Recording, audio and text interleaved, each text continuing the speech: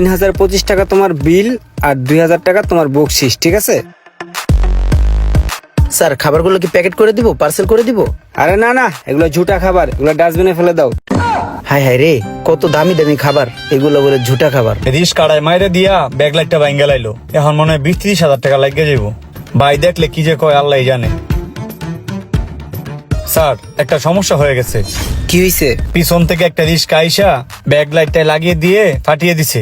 আপাতত আমি কষ্টিপ লাগায় রাখছি, চলা যাবে কিন্তু মেরামত করতে হবে। এই কি বললা তুমি? আমি নষ্ট গাড়িতে উঠবো? আমি নষ্ট গাড়ি ইউজ করব? মেরামত করা গাড়ি আমি চালাবো? এই রোমানের কি টাকা পয়সা কম আছে কোনো দিক থেকে? বেয়াদব, আমি আজকেই গাড়ি কিনবো, নতুন গাড়ি কিনবো। টাকার অহংকারে কিনা করে। এই সোহাগ ভাই চলেন তো গাড়ি কিনে নিয়ে আসি। ফকিন্নিদের চিন্তা ভাবনা গুলো এই ফকিন্নি। এই সামনে রাখো।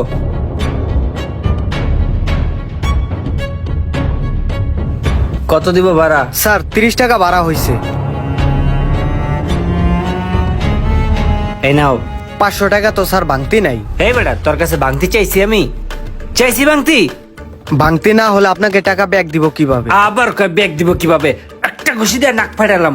এই তোর কাছে ব্যাগ চাইছি? আমি চাইছি ব্যাগ? এই বেটা, তোর কয়টা কইছে যে তুই আমার ব্যাগ দিবি? হ্যাঁ, এই রোমান যারে যা দেয় সেটা কখনো ব্যাগ পাওয়ার আশায় দেয় না, ঠিক আছে? ফকিন্নির বাচ্চা, যা আনতে খয়রাতি, যা। কি আজব লোক রে ভাই, 30 টাকার ভাড়া 500 টাকা দিয়ে দিল, মতলব খারাপ। স্যার দেখেন কি লাগে।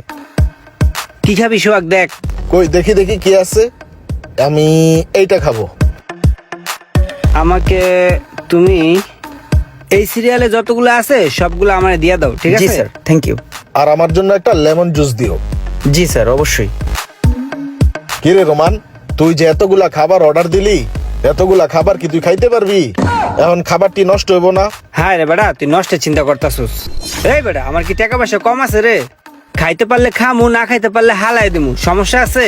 আমি যদি প্রতিদিন এই রেস্টুরেন্টের সব খাবার অর্ডার দিয়ে খাই তাহলে আমার টাকা পয়সা কম বলে কোনো দিক দা? টাকা থাকলেই তোর খাবার দাবার নষ্ট করতে হইব, এটা কোনো কথা? এইটাই কথা মামা, থাকলেই মানুষ খরচ করে। তোর যদি খাইতে ইচ্ছা করে তাহলে আর অর্ডার দেই। না না, আমি যেটি অর্ডার দিছি এটাই তো আমার বেশি হইব, আবার নতুন করে অর্ডার দিব কে? না সমস্যা নাই, তুই খা। Sir please. স্যার আর কিছু লাগলে আমাকে বলবেন। ঠিক আছে, যাও। Thank you sir, thank you. এই খাবারটা তো ভালোই টেস্ট আছে।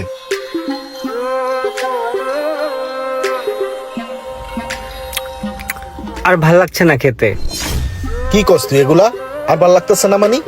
এই বেটা, খাবার তো সব পরে রয়েছে, এখন এগুলা খাইবো কে? আগেই কইছিলাম তুই এতগুলা খাবার খাইতে পারবি না, হুদাই তুই খাবার গুলো অর্ডার দিয়ে নষ্ট করলি। এই কাজটা কি তোর ঠিক হইলো? চুপ থাকতো। এই ওয়েটার, এই বিলটা নিয়ে আসো। খাবারগুলা নষ্ট না কইরা এই খাবারগুলা গরিব মানুষটা দিলেও অনেক ভালো হইতো। রোমান, তুই এক কাজ কর, খাবারগুলা পার্সেল করে নিয়ে নে, বাসায় নিয়ে খাইস। এই খাবার মানে ঝুটা খাবার আমি বাসায় নিয়ে যাব? হট দা ফাও কথা ভাইয়া। মানুষ চিনলা না। এই রেস্টুরেন্টে বহু ছেলে আছে এগুলোকে ডাস্টবিনে ফেলে দেওয়ার জন্য, ঠিক আছে ভাইয়া? টাকার দাপটে মানুষ কতটা অহংকারী হতে পারে বন্ধু, তরে না দেখলে বুঝতাম না। স্যার এই যে আপনাদের বিলটা। বিল কত আসছে? স্যার বিল আসছে 3025 টাকা। 3025 টাকা? জি স্যার। এই নাও, এখানে 5000 টাকা আছে। 3025 টাকা তোমার বিল আর 2000 টাকা তোমার বকশিস, ঠিক আছে?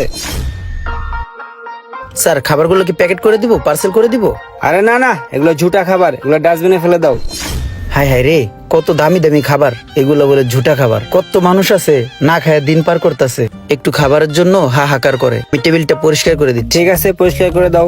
এই চল।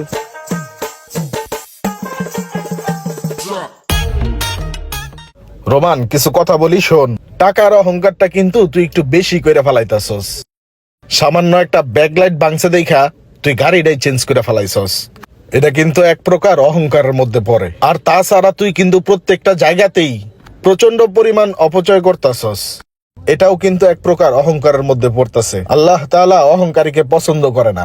আল্লাহ যেমন মানুষকে বেশি বেশি দিতেও পারে, তেমন এক নিমিষে সব নিয়েও নিতে পারে। কথাটা কিন্তু মাথায় রাখিস।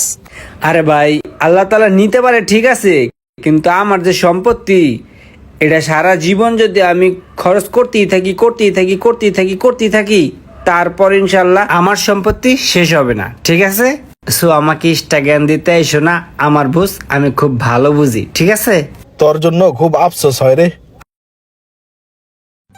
একটা ভুলে রাজার থেকে প্রজা হয়ে গেলাম, কোটি কোটি টাকার সম্পত্তি আমার এক নিমিষেই শেষ হয়ে গেল। এখন আমি রিক্সাওয়ালা। এই খালি যাইবা? কই যাইবেন? বাড়ি দ্বারা উঠেন।